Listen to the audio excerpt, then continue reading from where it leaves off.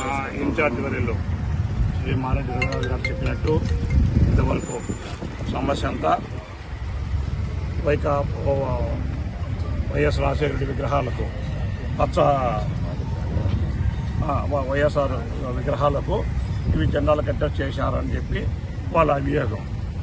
అయితే దీనికి మా ఇన్ఛార్జ్ వాళ్ళు చెప్పారు 3 రోజులు అయిపోయిన తర్వాత మేము దాన్ని తొలగించి మేము క్లీన్ చేస్తామని చెప్పాను.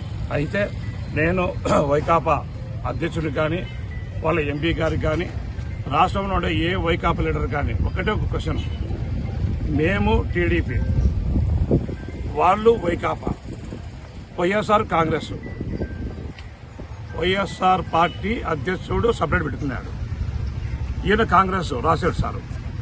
ఎట్లయితే మాకు హక్కు లేదని మీరు అడుగుతారో మేము పక్క పార్టీ అని చెప్పి మీరు పక్క పార్టీ ఆలోచన చేయండి.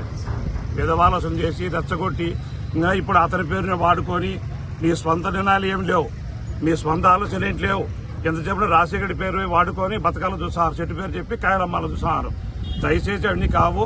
మాకు ఎట్లా సంబంధం లేదంటారో వైకాపా పార్టీ లీడర్లకు మీకు కానీ వైఎస్ రాజశేఖర సార్ గారు సంబంధం లేని వ్యక్తి. మేము ఇప్పుడే కాదు, రేపు కడతాం, మన్నాడు కడతాం. మీరు కట్టదని మీకు హక్కు ఉంటే మాకు హక్కు ఉంటుంది. మీరు కట్టద్దు ఆయనకు. ఆయన కాంగ్రెస్ పార్టీ లీడరు, మీకేం సంబంధం? మీది వైకాపా, మాది టీడీపీ. మీరు కట్టదని స్టేట్మెంట్ ఇవ్వండి. మీకు ఒకవేళ జన్మనిచ్చిన తండ్రి కావచ్చు, ఇంట్లో పూజించుకోండి. బయట వచ్చేసి అందరూ వాడు రాజశేఖర రెడ్డి, అందరూ మనిషి. మేము కానీ రాజశేఖర్ గురించి గొప్పగా చెబుతాము. మా లీడర్ ఇప్పుడు చెప్పినాడు, 10 మాటలు చెప్పినాడు. రాజశేఖర్ చేసిన అభివృద్ధి పనులు మేము ఇప్పటికీ గర్వంగా చెబుతామంటున్నాడు.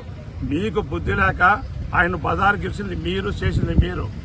కావున దయచేసి ఇప్పటి నుండి రాజశేఖర్ సార్ అనేవాడు అందరి వాడు. ఈ రాష్ట్రానికి కాంగ్రెస్ పార్టీ తరఫున ముఖ్యమంత్రి అయినాడు, వైకాపా తరఫున కాదు. కావున దయచేసి వైకాపా లీడర్లకు ఎటువంటి హక్కు లేదు, మాకు హక్కు లేదు. వాళ్ళకి హక్కు ఉంటే మాకు హక్కు ఉంటుంది. వాళ్ళు పత్రిక కడితే మేము మన్నాడు కడతాం. ఇదే విషయమే.